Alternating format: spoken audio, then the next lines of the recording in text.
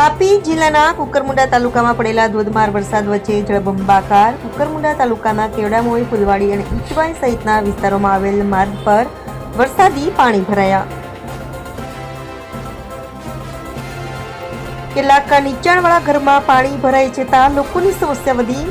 ફુલવાડીથી ઈટવાઈ જતા માર્ગ પર પાણી ફરી વળતા બંધ કરાયો. માર્ગ પર પાણી ફરી વળતા 6 જેટલા ગામોના લોકોને અસર.